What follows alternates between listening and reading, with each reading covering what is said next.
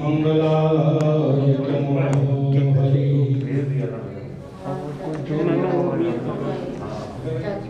ठीक है डन।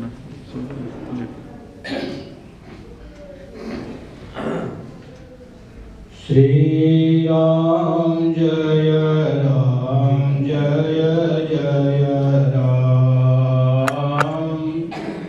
श्री राम जय जय राम।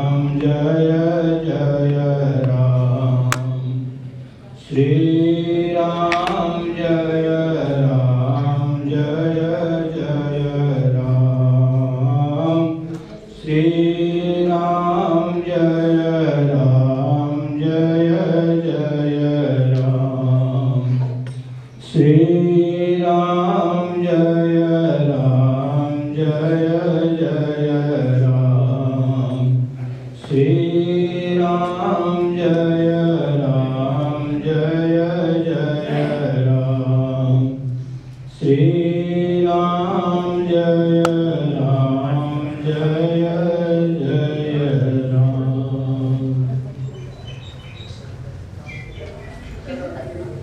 आज हम पूजनीय माता श्री उषा भुट्टा जी को, जो इस संसार से विदा हो गए, उनको हम अपने श्रद्धा सुमन अर्पित करने के लिए यहाँ एकत्रित हैं। परिवार में पुत्र रमेश भुट्टा जी और उनके पिताजी श्री यशपाल भुट्टा जी, बहन उपासना और जीजा श्री गौतम लात्रा जी, ये परिवार के सभी सदस्य और सास उनकी जो है नारायणी देवी जी, सभी शोकाकुल परिवार के सदस्य यहाँ एकत्रित हैं और उनको श्रद्धा सुमन अर्पित करने के लिए हम यहाँ एकत्रित हैं। संसार का ये नियम है कि जो भी प्राणी यहाँ आया है, एक ना एक दिन उसको जाना है। ये कटु सत्य होते हुए भी हम लोग इस पर विचार विमर्श नहीं करते कि ये वास्तविकता क्या है, ये आना जाना क्यों लगा रखा है परमात्मा ने। तो उस विषय को यदि हम विचार करें कि आत्मा है क्या चीज,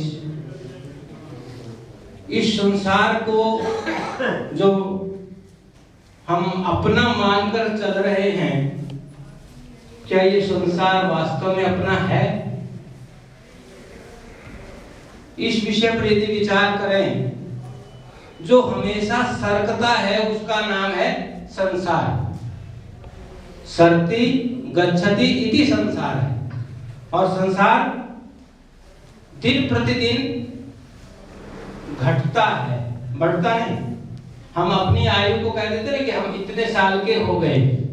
जैसे माता जी की आयु 68 वर्ष की बताई, तो आयु तो कुछ भी नहीं है समय के अनुसार, लेकिन फिर भी जितना समय उन्होंने हमें यहाँ देना था, वो अपना समय पूर्ण करके परमपिता परमात्मा के चरणों में वो आत्मा लीन हो जाती है।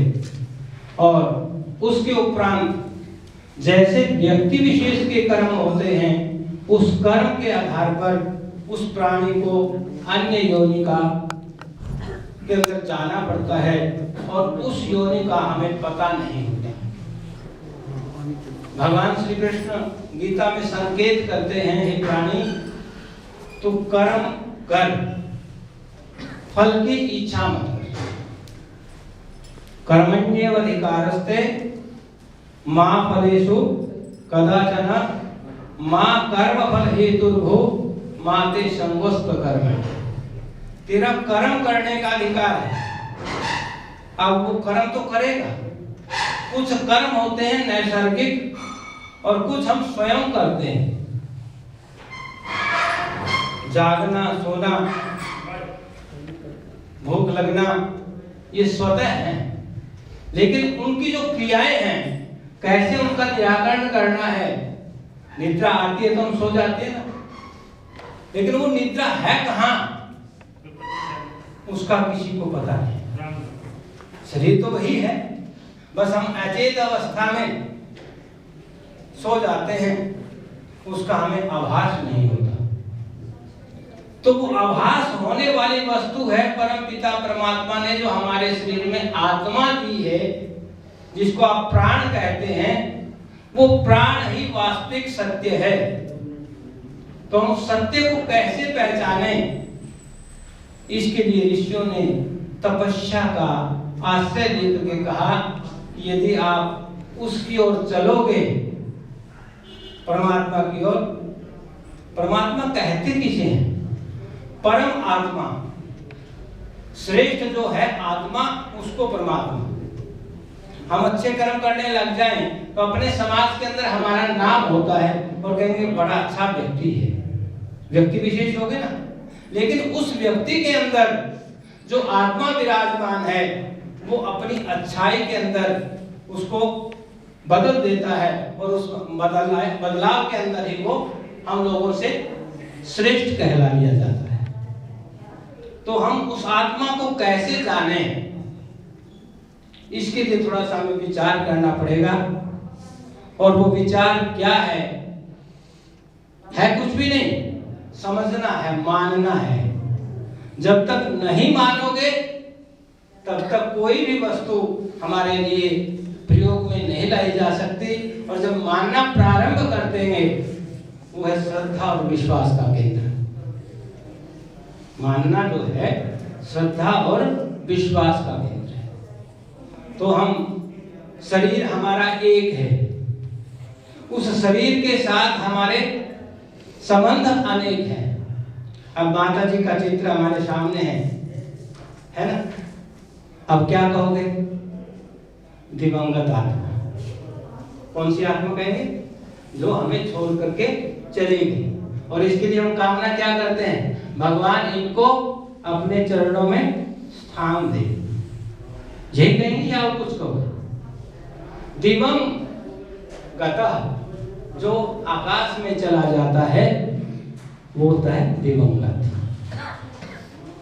वो आत्मा का जो अंश है, जिसको हम माता के नाम से जानते थे, और यशपाल जी उनको पत्नी के नाम से जानते थे, बिटिया उनको माता के नाम से जानते थे, जो पति उनको सास के नाम से, और जो माता जी बैठी हैं उनकी सास, उनको क्या कहती थी? बहुरानी। दुखद तो उनके लिए तो सबसे ज्यादा है कि संतान पहले चली जाए और माँ बाप सास ससुर आदि जो बैठे रहे, तो उनके लिए है तो दुखदायी। लेकिन कितना दुख सहन करोगे इस शरीर के द्वारा, ये हमें जरा सोचना है। वो परमात्मा हमें जिस स्थिति में रखता है, यदि उस स्थिति के अनुसार हम काम करना प्रारंभ कर दें, क्यों? परमात्मा ने जो है 3 वस्तुएं हमारे साथ जो है लगाई है, उनके बगैर हमारा काम नहीं चलता। सबसे पहले हमारे पास क्या आता है? जन्म। जन्म ही है ना। और अंतिम अवस्था क्या? मृत्यु। 2 ही शब्द हैं, जन्म और मृत्यु। जन्मने का पता लग सकता है कि ये व्यक्ति इस तारीख को उत्पन्न होगा। क्यों? गर्भ धारण आदि जो संस्कार है, उसके माध्यम से उसका पता लगाया जा सकता है। लेकिन मृत्यु का किसी को पता नहीं कब होगी। उस मृत्यु का पता सिर्फ परम पिता परमात्मा को है, जो उसने उस व्यक्ति विशेष के कर्म के आधार पर पहले दिन से उसको लिख दिया था कि तेरा मरने का कारण ये होगा, लेकिन इस कारण को तुम समझ नहीं सकेगा। वो कारण सिर्फ 6 वस्तुएं परमात्मा ने अपने अधीन रखी हुई है, बाकी सब ज्ञान मानव को दे दिया। और ये मानव जो है वो सबसे श्रेष्ठ योनि है। श्रेष्ठता बड़े भाग मानुष तन पावा, शुद्ध दुर्लभ सब ग्रंथन का। सभी ग्रंथ कहते हैं कि मानव शरीर बड़ा दुर्लभ है, और ये दुर्लभ है तो इस दुर्लभ को कैसे सुलभ किया जाए। सुलभ करने का साधन इसलिए बताया कि परमात्मा ही सुलभता से इसको प्राप्त कर सकता है। कौन? ये मानव। मानव की यदि इच्छा हो कि मेरा जन्म किस लिए हुआ है, मुझे संसार में क्या करना है, मैं श्रेष्ठ कैसे कहलाऊंगा, बाकी किसी भी योनि के अंदर मानव को छोड़ करके इतना मानव का ही मुख जो है मुख पटल सीधा होता है, नहीं बाकी सबकी पशु पक्षी आदि सारे सभी की गर्दन जो है नीचे होती है। पशु पक्षी ऐसे देखा क्या आपने? कोई जानवर देखा कोई? लेकिन मानव सीधा। क्यों? इसके अंदर ज्ञान शक्ति विशेष होने के कारण श्रेष्ठ इसको बतलाया। किसको? मानव जी। और ये मानव होता क्या है? जो नया नहीं है उसका नाम है मानव। मां मैंने नहीं, नव मैंने नया। जो नया नहीं है वो है मानव। हमारा पता नहीं कितने जन्म हो चुके हैं और किस योनि में हम गए, किस किस के साथ हमारी मुलाकात हुई, ये सारा जानना उस व्यक्ति विशेष को पता लग सकता है जो तप करके भगवान के सानिध्य को प्राप्त करना चाहता है। अब तप क्या है? तप नहीं करेंगे, भगवान को स्मरण नहीं करेंगे तो क्या हमारा शरीर का कार्य नहीं होगा? थोड़ा सा समझने की कला है। क्यों? इस समय हम दुखी हैं, है कि नहीं दुखी? बताओ। जब अपना प्राणी संसार को छोड़ करके चला जाए, जिसके साथ हम खेलते थे, कूदते थे, बैठते थे, अपने विचार विमर्श करते थे, जैसी भी अवस्था थी, तो उस अवस्था के कारण हम उनको याद कर रहे हैं। और वो हमारा क्या है? स्वार्थ है ना? स्वार्थ। यदि उस स्वार्थ को आप परार्थ में बदल दें तो आप श्रेष्ठ कहलाएंगे। अपना पेट तो दुनिया भरती है, लेकिन वो जो संस्कार माँ बाप अपने बच्चों को देते हैं कि मेरा बच्चा इस समाज में भी नाम कमाए, प्रदेश में भी नाम कमाए और आगे निरंतर तरक्की करे, ये अपने माँ बाप की कामना होती है अपनी संतान के प्रति। बताओ होती है कि नहीं? तो उस संतान को का कर्तव्य क्या है वो जरा समझना है। हम समझें कि जिस माता पिता ने हमें जन्म दिया, हम उनकी जीते जी सेवा करें, मरणोपरांत उनके लिए सत्कर्म करें, ताकि वो हमें जो ये शरीर दिया हुआ है ये उनकी धरोहर है। और उस धरोहर का फायदा तभी होता है शरीर से, चाहे वो इस समय हमारे बीच में नहीं है माता जी, लेकिन आंतरिक दृष्टि से यदि भाव देखें, आत्मा न तो कभी मरती है न कभी जन्म लेती है। वो व्यक्ति विशेष के आधार पर, जैसे व्यक्ति के कर्म होते हैं, उस कर्म के आधार पर वो आयु को पूर्ण करके अगली योनि में प्राणी चला जाता है। कैसे चला जाता है? वांशांसि जीर्णानि यथा विहाय नवानि गृह्णाति नरोपराणि तथा शरीराणि विहाय जीर्णा नन्यानि संयाति नवानि देहि। नए शरीर को धारण कैसे करेगी? शरीर में अंतिम अवस्था में व्यक्ति की जैसी मति होती है, अंतमति सो गति, ठीक है? जैसी भावना हमारी अंत में प्राण त्यागने के समय होती है, वही अगली योनि मानव को प्राप्त होती है। अब वो प्राप्त होने का कारण क्या होगा? यदि श्रेष्ठ कर्म रहे होंगे, शुभ कर्म रहे होंगे, तो वो परम पिता परमात्मा को व्यक्ति याद करेगा।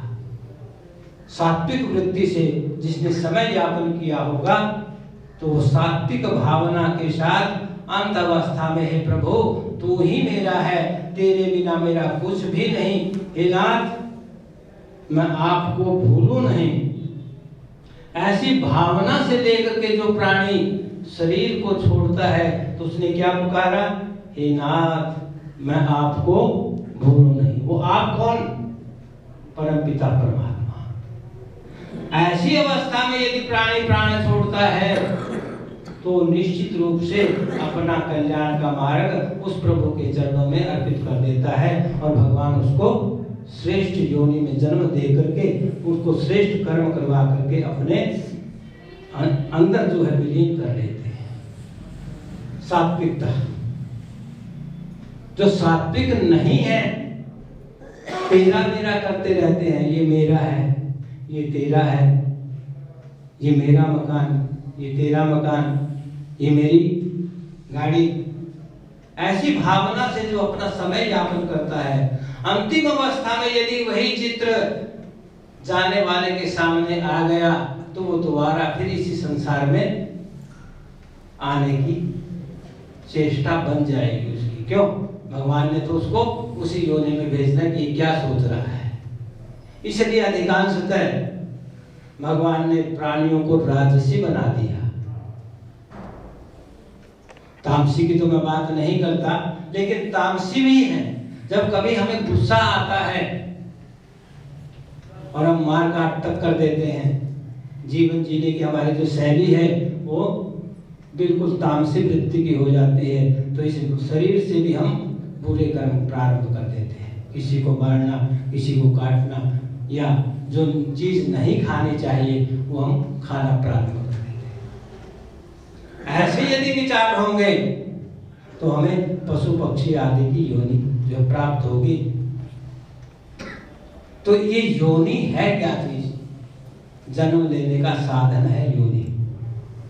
प्रकृति और पुरुष भगवान ने दो चीजें बनाई है, उसी को आप स्त्री और पुरुष ले सकते हो। और तत्व की ओर यदि जाएं तो भगवान ने जो पुरुष स्वरूप है उसके द्वारा उसने अपनी माया के आधार पर इस संसार को रच दिया। जब रचा उसने है तो लीला भी तो उसी की होगी। यह हमारी, हम सांसारिक दृष्टि से अपने सीमित परिवार को पालने के लिए कितना प्रयास करते हैं। अपना जो छोटा परिवार है, एक परिवार में एक सदस्य, दो सदस्य या तीन सदस्य जितने भी हो, तो माँ बाप उसकी सेवा शुश्रूषा करते हैं, उसको लिखाते हैं, पढ़ाते हैं और उसको व्यापार में दक्ष करते हैं। तो वो जो लीला दिखा रहे हैं वो किसके आधार पर? उस व्यक्ति के गुणों के आधार पर कि मेरा अच्छा बच्चा है।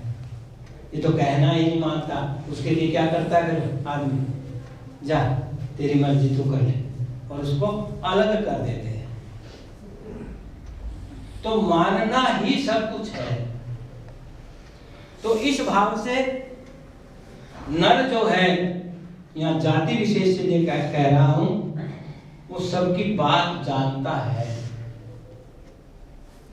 मैं जैसे कर्म करूंगा, मेरी अंतरात्मा मुझे जानती है कि ये अच्छा कर्म कर रहा है या बुरा कर्म। संसार के लोगों से तो हम ये छुपा सकते हैं कि ये बुरा कर्म नहीं, ये तो अच्छा है। लेकिन अच्छा है कैसे है ये समझना पड़ेगा। तो जिस भी स्थिति में परमात्मा हमें रखता है, वैसे हमें रहने की आदत बना लेनी चाहिए। यदि आदत नहीं बनाओगे, अपना अहम दिखा करके चलोगे, तो अपना अहम तो रावण का भी नहीं रहा। कितने मुक्त हैं रावण के? 10 आनन, 10 हैं मुख जिसके, वो रावण भी जब नहीं रहा, किसके कारण? अभिमान के कारण।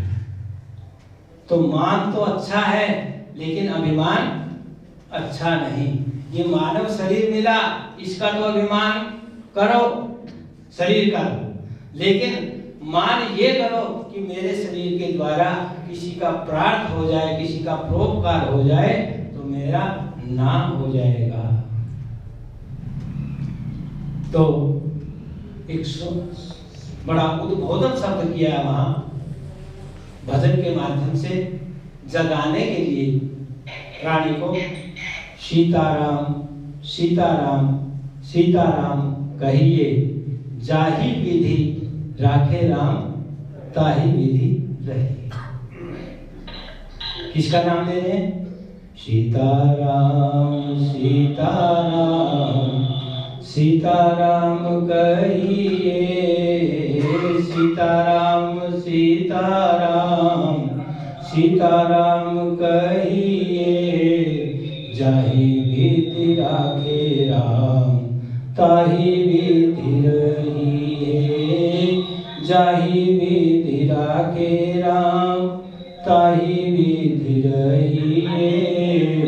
सीताराम सीताराम सीताराम कहिए, मुख में हो राम नाम, राम सेवा हाथ में, मुख में हो राम नाम, राम सेवा हाथ में, तू अकेला नहीं प्यारे, राम तेरे साथ में, तू अकेला नहीं प्यारे, राम तेरे साथ में। तो क्या कहा? तू अकेला नहीं है। अकेला कब पड़ता है व्यक्ति? जब इस शरीर को छोड़ता है तब अकेला पड़ता है। जड़ और चेतन दो शब्दों का प्रयोग है। इस चेतन अवस्था के अंदर हम बोल रहे हैं, देख रहे हैं, सुन रहे हैं, कार्य कर रहे हैं। जब ये जड़ हो जाता है, यानी कि इसमें से प्राण निकल जाते हैं, तब व्यक्ति कुछ भी नहीं करता। तो उनका साधन क्या बताया ऋषियों ने? क्यों कहा सीताराम सीताराम सीताराम कहिए, जाहि विधि राखे राम, ताहि विधि रहिए। और किसी का नाम क्यों नहीं ले लिया? रमन्ते योगिनो यस्मिन् इति रामः। जो सबके शरीर में परम पिता परमात्मा रमण कर रहा है, उसका नाम राम है। और ये जो इंद्रियों के द्वारा कार्य करने की जो शक्ति दी जा रही है, वो है सीता। जो उसकी लीला है, योग माया है। भगवान ने अकेला काम नहीं किया। कहता योग माया का सहारा लेकर के मैं इस संसार में से एक से अनेक होने की रचना कर रहा हूं। एको हम बहुश्याम, एक से मैं अनेक बन जाऊं। अब एक से अनेक बनने का साधन क्या बनाया? मैं तुम्हें सृष्टि, ठीक है। उस सृष्टि के आधार पर पहले मानसिक सृष्टि होती थी। जब वो ब्रह्मवेता होते गए तो भगवान ने सोचा कि ऐसे तो काम नहीं चलेगा, मैं अनेक नहीं बनूंगा। तो उसने माध्यम बना दिया, पुरुष और स्त्री का जोड़ा बना दिया और सांसारिक दृष्टि में प्रवृत्त हो गए। जिसको हम कहते हैं ना कि संतान हुई, जन्म होता है, खुशी मनाते हो कि नहीं मनाते? आज जब मृत्यु होती है तब कोई खुशी मनाता है? कोई नहीं मनाता।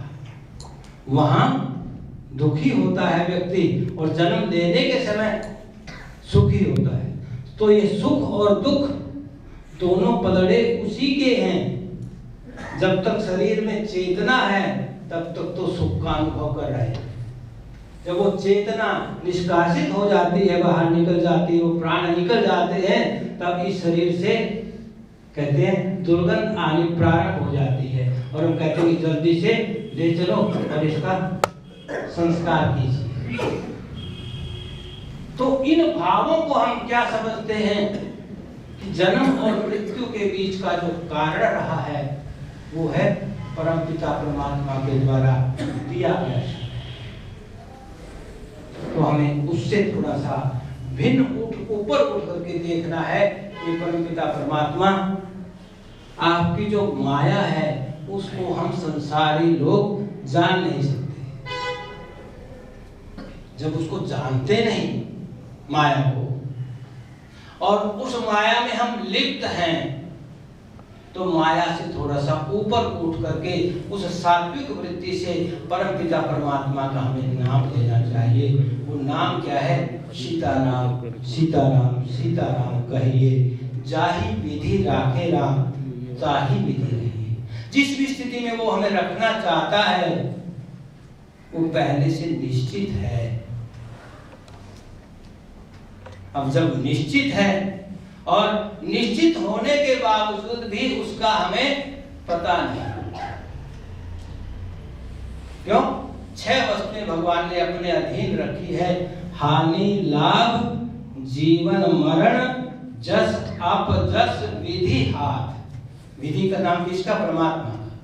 परमात्मा ने ये वस्तुएं अपने अधीन रखी है, बाकी सारी की सारी इस प्राणी को न्यौछावर कर दे। तो अपना ज्ञान विवेक से उसका सदुपयोग कर या दुरुपयोग कर, वो तेरे ऊपर निर्भर करता है। तो इस आत्मक विषय को समझने के लिए जो ये संसार है इसको मृत्यु लोक कहते हैं। जहां बैठे हैं ना, इसको कहते हैं मृत्यु लोक। अर्थात इस संसार में जिसका भी जन्म हुआ है, चाहे वो धनी के घर में पैदा हो गया हो या वो किसी रंग के घर में पैदा हो गया हो या किसी मध्यम श्रेणी के घर में पैदा हो गया हो या वो पशु हो या पक्षी हो या प्राणी हो, कोई भी किसी भी योनि में हो, जिसका जन्म हुआ उसकी मृत्यु निश्चित होगी। और उसको दूसरे शब्दों में आप जन्म लेना सुख का भाव मैंने बताया और मृत्यु को मैंने दुख का भाव बताया। लेकिन सुख और दुख से यदि हम ऊपर उठ जाएं तो हमें न जन्मते हुए किसी का आनंद की अनुभूति होगी और जब कोई चला जाएगा तो उसको जाने के ऊपर भी हमें अनुभूति नहीं होगी। क्यों हम उस विषय से ऊपर उठ के तत्व की ओर चल पड़े। जो व्यक्ति अपने तत्व की ओर ध्यान करता है, भगवान उसको सब प्रेरक बना करके संसार में भी उसका नाम होता है और वहां जाकर के भी उसको अपने चरणों में लीन कर देते हैं। तो हम तो कामना यही करते हैं कि माता जी, उषा किसका नाम होता जानते हैं? प्रातःकालीन वेला के अंदर जब ब्रह्म मुहूर्त होता है उस समय जब समय होता है उसको कहते हैं उषा काल। रात्रि का अंतिम प्रहर और सूर्य उदय होने से पहले के काल को उषा काल कहते हैं। न जो गर्म होता न वो ज्यादा ठंडा होता। तो स्वाभाविक दृष्टि से यथा नाम तथा क्रिया, यदि ये भाव लेकर के हम माता जी के नाम की उत्पत्ति के आधार पर बता रहा हूँ, स्वभाव तो आप लोगों को पता होगा, ठीक है? तो मेरे ख्याल से भी वो सामान्य दृष्टि से परिवार के साथ अच्छे विचारों के साथ बच्चों को शिक्षा देने वाली रही होगी। तो अब मैं श्याम जी से आग्रह करूंगा कि वो अपना आख्यान 2-4 मिनट में इनको व्यक्त करें, उसके बाद जैसे लोग इच्छा। श्री राम जय राम जय जय राम, श्री राम जय राम जय जय राम, श्री राम जय राम जय जय राम, श्री राम जय राम जय जय राम।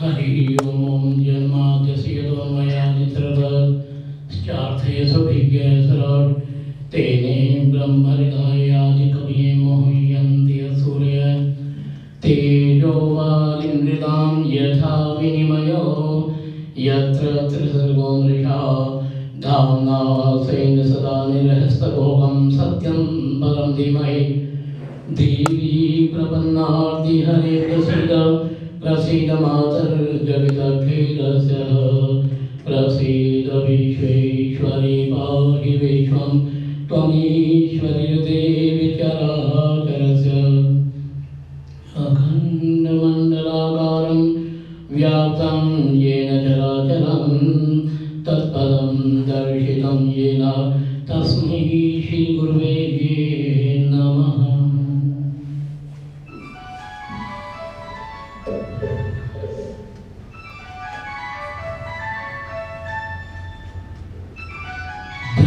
सत्यम जगन मिथ्या,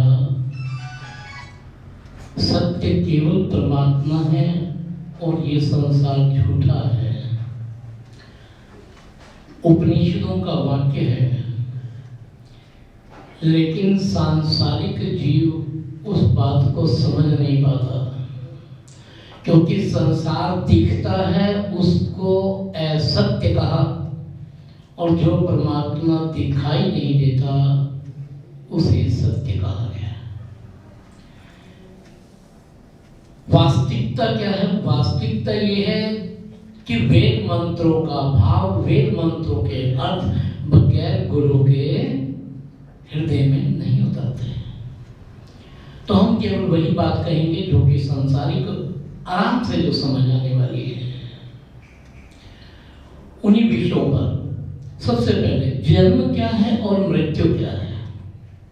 बड़ी बड़ी परिभाषाएं हैं, लेकिन थोड़े शब्दों में जन्म और मृत्यु क्या होती है। कहते दो वस्तुओं का मिलना जन्म है और उनका बिछुड़ जाना मृत्यु। अर्थात शरीर और आत्मा का मिलन जन्म है और शरीर से आत्मा का जुदा होना मृत्यु है। ये साधारण सी बात है। और विचार और भी करेंगे किस विषय पर? इस विषय पर कि संसार में जीव कैसे आता है, ये जानना परम आवश्यक है। 3 प्रकार के प्रश्न और उनके जवाब हैं, उनके उत्तर हैं, ध्यान से श्रवण कीजिएगा।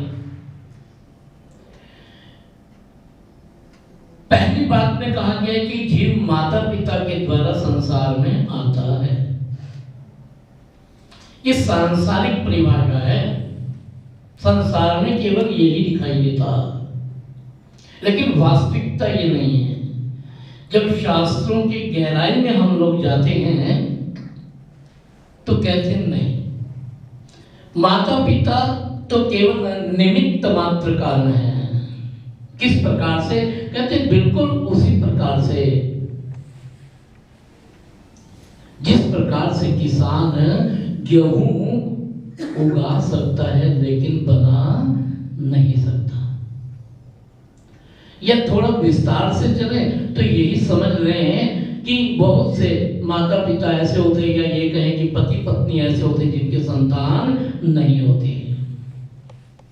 कहते जी कोई स्वास्थ्य से संबंधित कोई डॉक्टरी में कहीं सही नहीं होगा, कहते ठीक है मान लेते हैं। या ये कहें दूसरे शब्दों में, कई बार ऐसा होता है कि किसी के यहाँ बच्चे का जन्म होता है लेकिन वो अपंग होता है, उसका हाथ उसका पैर खराब हो या नेत्रहीन हो, ऐसे बच्चे का जन्म होता है दुनिया में, होता है ना। लेकिन माता पिता या पेरेंट्स चाहते हैं कि ऐसा बच्चा हमारे यहाँ हो? कहते नहीं चाहते, लेकिन होता है तो होता है। तो इसका मतलब माता पिता की मर्जी से आया नहीं। और गहराई में उतरे, कई बार ऐसा होता है कि बच्चे का जन्म होता है, जन्म होते ही मृत्यु हो जाती है। क्या कोई माता पिता फिर उसे जीवन दान दे सकता है? कहते नहीं। तो इसका अर्थ कि माता पिता केवल निमित्त मात्र कारण है। जिस प्रकार से किसान अन्न उगा सकता है लेकिन अन्न के दाने को बना नहीं सकता, तो जीव संसार में माता पिता के द्वारा नहीं आता। दूसरा प्रश्न उठता है कि जीव संसार में स्वयं आ जाता है, ऐसा भी है? तो शास्त्र कहते हैं ऐसा भी नहीं है। जीव संसार में अपने आप नहीं आ सकता। क्यों? ऐसा क्यों कहा गया? कहते हैं ऐसा इसलिए कहा गया, यदि जीव स्वयं में उस संसार में आने की शक्ति रखता तो धनवान के यहाँ ही पैदा होता, गरीब के यहाँ कोई पैदा ही नहीं होता। लेकिन हम देखते हैं कि ज्यादातर गरीब के यहाँ संतानें होती हैं। तो इसका अर्थ यही हुआ कि जीव स्वयं में वो भी नहीं आता। ध्यान से श्रवण कीजिएगा। अब तीसरा प्रश्न उठता है कि कोई भेजने वाला है। अब कौन है भेजने वाला? कहते हैं भेजने वाला वही परमात्मा जिसे हम भगवान कहते हैं। अब बात ये उठती है कि वह परमात्मा सभी को समान दृष्टि से देखता है, उसकी नजर में कोई छोटा या बड़ा नहीं है। फिर ऐसा क्यों होता है कि एक बच्चे का जन्म होता है तो लाखों रुपए की पार्टी हो जाती है, और एक बच्चे का जन्म होता है तो दूध के लिए पैसे भी नहीं होते। तो उस परमात्मा के दरबार में तो हम कहते हैं ना सब बराबर है। तो ऐसा क्यों होता है?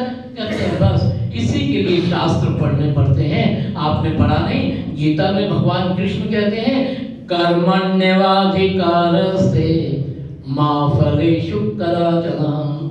कर्म करना तेरा अधिकार है, फल मैंने देना है। इसका अर्थ यही है, इस समाज के अंदर जो धारणात्मक धर्म है, जो हम अपने कर्तव्य कर्म को धारण करते हैं वही धर्म है। हमें केवल अपने धर्म का पालन करना चाहिए, यही सर्वश्रेष्ठ है। और गीता में थोड़ा सा विस्तार है कई बातों का कि मनुष्य न चाहते हुए भी बुराई की ओर कैसे निकल जाता है। गीता में भगवान कहते हैं कि पार्थ, अच्छा कर्म और बुरा कर्म, सदगति और दुर्गति केवल मन के द्वारा होती है। भगवान कहते हैं मन एव मनुष्य नाम कारणम बंध मोक्षयो। मन के द्वारा ही सारे कार्य सृष्टि के होते हैं। बड़ी विचित्र बात है, एक मित्र है 10 साल 20 साल 25 साल 30 साल आपके साथ सुख दुख में साथ रहता है, लेकिन एक बार उसके हाथ से आपका 20-25 लाख रुपए का नुकसान हो जाए तो अगले दिन शत्रु हो जाता है। क्यों? तो आप देखिए इतने साल तक मित्रता रही, लेकिन क्षण के अंदर वह ही शत्रु हो जाता है। ब्रह्म सत्यम जगत मिथ्या इसी को कहा गया है। आप इस संसार के अंदर रहते हैं तो कौन सी वस्तु कैसी है आप श्रवण करें। एक दो उदाहरण देता हूं। जो शराब नहीं पीता उसको शराब में बदबू आती है, याद रखिएगा। और जो शराब पीता है उसको शराब से खुशबू आती है। जो मच्छी खाता है उसको मच्छी से बदबू नहीं खुशबू आती है, और जो नहीं खाता उसे बदबू आती है। क्या आप बता सकते हैं कि वह खुशबू है या बदबू है? नहीं बता सकते आप। क्यों? क्योंकि इसीलिए नहीं बता सकते, हम लोग स्वार्थी हैं। जो हम ग्रहण करते हैं हमें अच्छा लगता है, उसमें से महक आनी शुरू हो जाती है। और लेकिन जो वस्तु आपको अच्छी नहीं लगती वो आपके दूर चली गई, अच्छी नहीं है। वास्तविकता यही है। आज आप नहीं पीते, आपको बदबू आती है, कल पीना शुरू कर दें, खुशबू आनी शुरू हो जाएगी। संसार क्या है? ये मन ही संसार का रूप धारण करता है। इसीलिए भगवान कृष्ण गीता में कहते हैं मन एव मनुष्य नाम कारणम बंध मोक्षयो। मन के द्वारा ही मनुष्य 84 लाख में जाता है, और मन के द्वारा ही वह बंधन में और मुक्त दोनों स्थितियों को प्राप्त कर लेता है। इसीलिए मनुष्य को सदैव चाहे कहीं भी रहे, मन को सदैव परमात्मा के द्वारा पवित्र और पावन करें, उसका नाम नित्य रहे और मन को समझाएं। देखिए, अच्छी मार्ग पर आने के लिए, अच्छी शिक्षा के लिए बहुत से स्कूल हैं, बहुत से साधन हैं, लेकिन बुराई के ओर जाने का कोई रास्ता है नहीं है ना, फिर भी व्यक्ति वहां चला जाता है, बुराई की ओर अधिक जाता है। तो भगवान गीता में जो बात कहते हैं उसी को विस्तार से संसार के अंदर विचार करें, और क्या विचार करना है, मन को समझाएं। जो संसार में आता है उसने जाना जरूर है। अब कब जाएगा, कैसे जाएगा, ये किसी को ज्ञान नहीं है। अगर किसी को ज्ञान हो जाए तो अव्यवस्था फैल जाती है। तो मन को सदैव समझाना चाहिए और क्या कहना चाहिए, छोड़ मन तो मेरा अंत में कोई नहीं तेरा। छोड़ मन तो मेरा अंत में कोई नहीं तेरा। अंत में कोई नहीं तेरा। अंत में कोई नहीं तेरा। अंत में कोई नहीं तेरा। अंत में कोई नहीं तेरा। छोड़ मन तो मेरा अंत में कोई नहीं तेरा। धन कारण भटका फिरे रचानित नया ढंग। धन कारण भटका फिरे रचानित नया ढंग। ढूंढ ढूंढ कर पाप कमाया चली न कोड़ी संग। हो गया मालिक वो तेरा। छोड़ मन तो मेरा छोड़ मन तो मेरा अंत में कोई नहीं तेरा। पर धन पर नारी तकी पर चर्चा से। पर धन पर नारी तकी पर चर्चा से। पाप पोट माथे पर मैली मूर्ख रहा अचेत हुआ फिर नरकों में डेरा। छोड़ मन तो मेरा छोड़ मन तो मेरा अंत में कोई नहीं तेरा।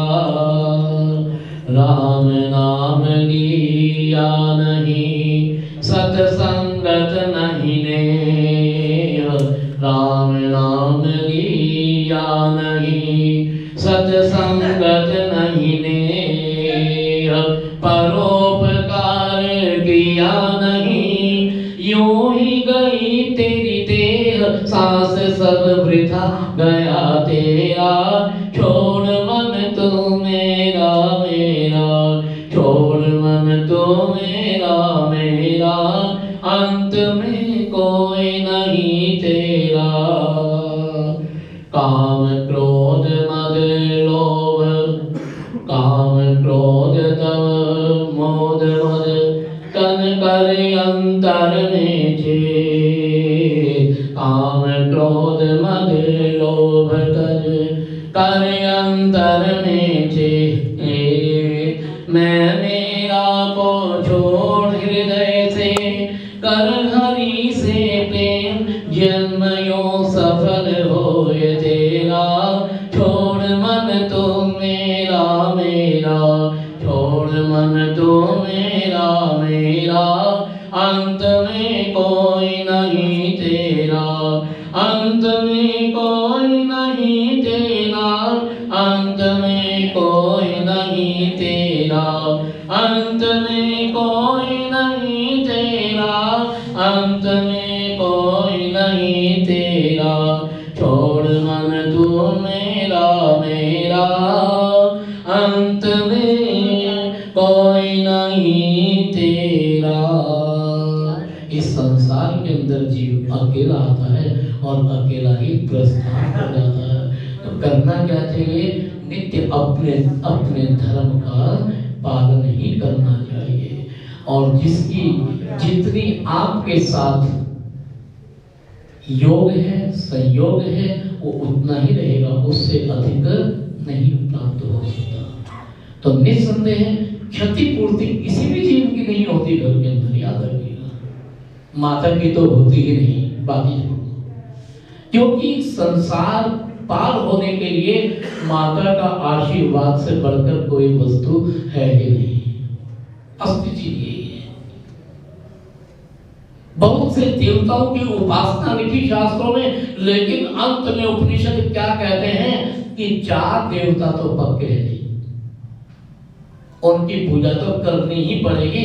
अगर उनकी पूजा नहीं करते तो आपने व्यर्थ जीवन लिया, मानव देह व्यर्थ हो गए। और कौन कौन से 4 जीव हैं याद कीजिएगा, जो देवता हैं हमारे घर में विराजमान है। सबसे पहला सर्वश्रेष्ठ मातृदेवो भव, उपनिषदों के वाक्य हैं कि मातृदेवो भव, संसार के अंदर सबसे बड़ा देवता है माँ। उसका पूजन करें तो निस्संदेह उनकी सेवा करने से जितने पुण्य हैं वे आपको प्राप्त हो जाते हैं। उसके बाद नाम आता है पितृदेवो भव, पिता का नाम आता है, माता के बाद पिता का नाम। और तीसरा अतिथि देवो भव,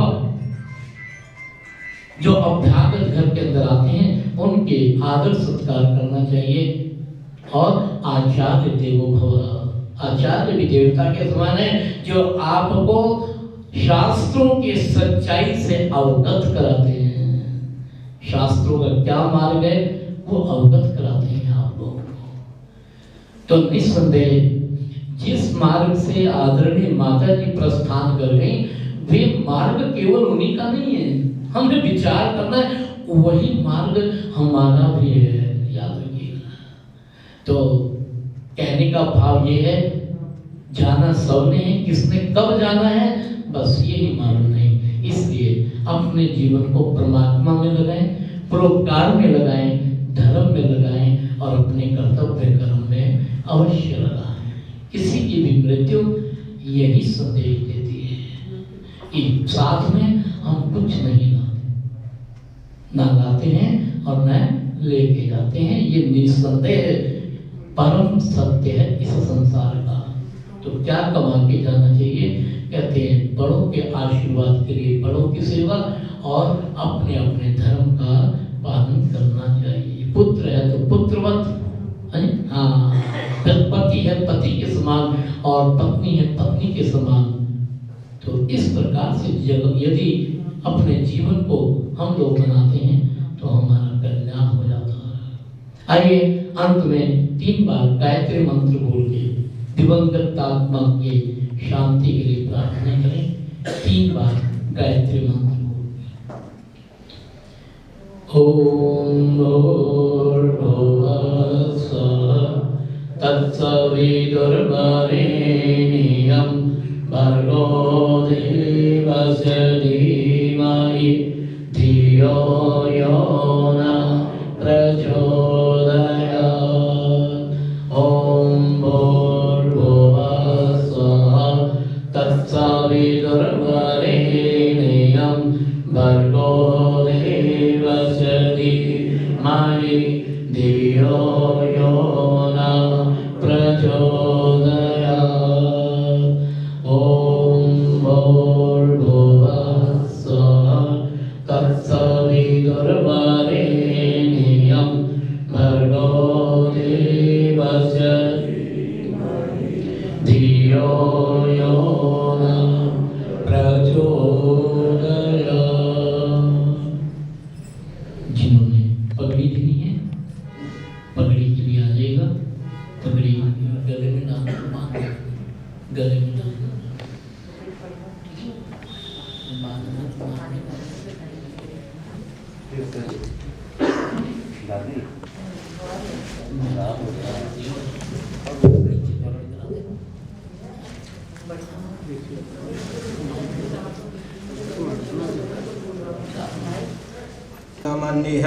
भद्रं कर्णेभिः शृणुयाम देवा भद्रं पश्येमाक्षभिर्यजत्राः स्थिरैरङ्गैस्तुष्टुवागुं सतनुभिर्यसे महिदेवहितं जदायुः।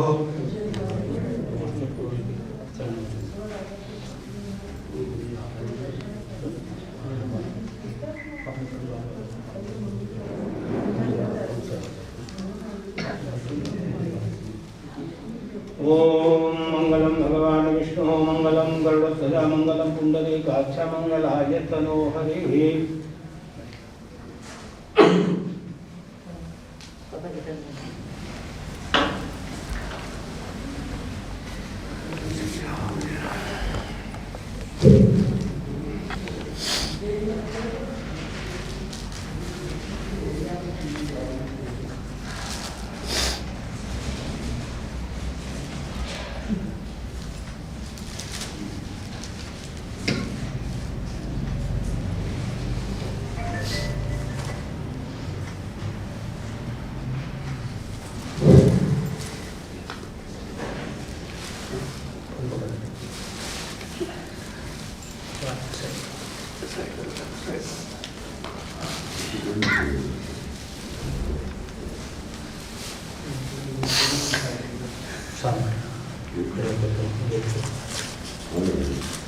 हाँ मैं आ रही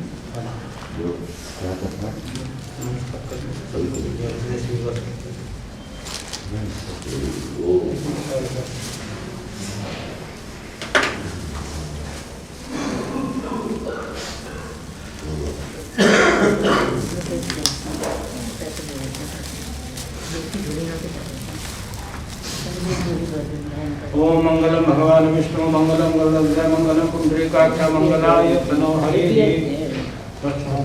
नहीं अभी देर नहीं